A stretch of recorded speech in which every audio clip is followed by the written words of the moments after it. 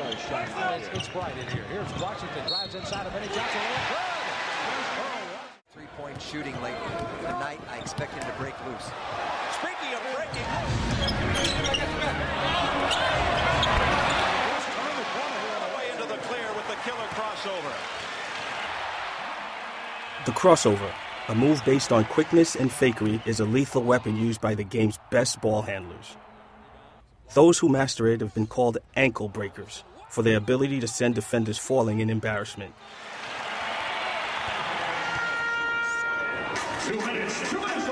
Dwayne Wade has a deadly crossover. He explains his technique and the players who inspired him.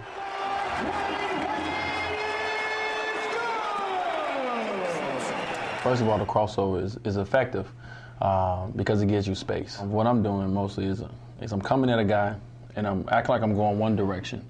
So my body is going forward and with a step, but then I'm bringing it back real quick. And once I bring it back, that gives me the second to be able to go into my next move.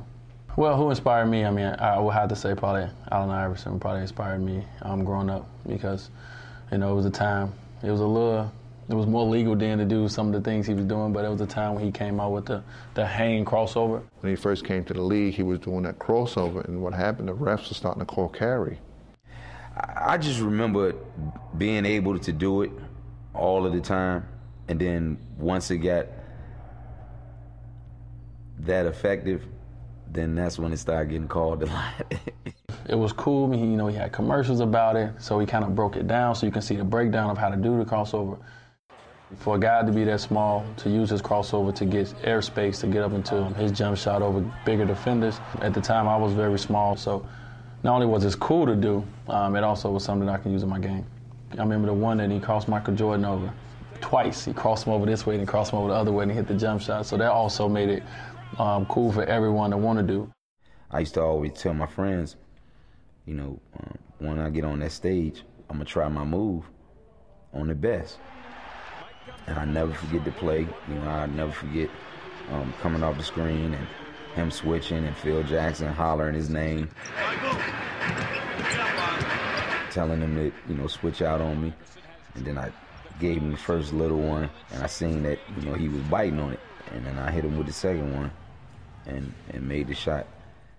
But the craziest thing about it is I hit him with my best move, and he still almost blocked it.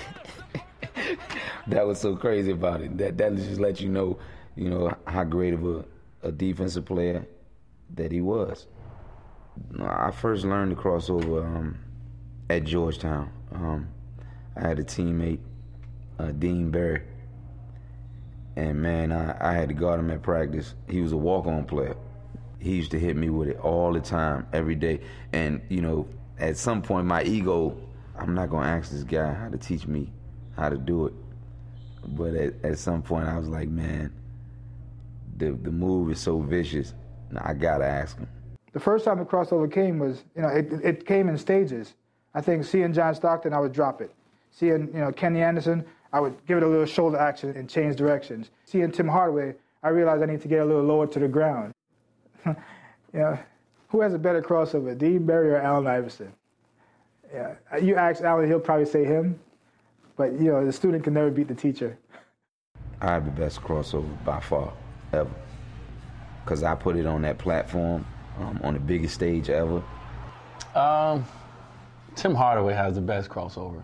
AI has the easier one to do, but Tim Hardaway's still to this day is hard, but it was probably the most effective crossover. But you don't see a lot of guys doing it because a lot of guys can't do it. Tim Hardaway used to come at people, 100 miles an hour and change directions 2 ways. He'll go bing, bing, real fast, and that's hard for a lot of people to do. So Tim Hardaway is probably the toughest. You get beat up, people had their forearms on you, they could hand check you and all that. So for us to get past that, we had to work on our game to get a move to get past people. I saw Pearl Washington one day. I was like, wow, I want to do that move. I went out there and started practicing the move, and I could do the in and out, but it just didn't feel right to me. I started doing it my way. So I used to come and cross and put it between my legs, then bring it back in front of you and cross you over and have a free lane to the lane. what I put out there from all the work that I did to master that move, people see that move and they use it in their arsenal of their game. Allen Iverson was great at it. Hardaway was great at it too also. When I was younger, you know, out in the playgrounds over the Howard houses where I used to live at, one of the things I seen when I did the crossover, by being low to the ground, it's much easier to do your crossover because it's hard for somebody to try to take the ball from you when you're down low. Well, when I think of Dwayne Wade, I just think of somebody who's just a phenomenal athlete. He's only about 6'4", 6'5". You see a guy who could, you know, cross you over and then step back, shoot a jump shot, or go to the basket and dunk on you. I mean, that's just unbelievable. Most of the new guys coming in, crossovers are effective because of their speed. When you look at Derrick Rose, he'll come at you, he'll do a crossover, and then he will blow by you because he's so athletic, he's so powerful and explosive. But I'm pretty sure it's going to be some guy that come along that's going to learn it and get it better than I got it, and his is going to be better than mine. Hopefully it's my son.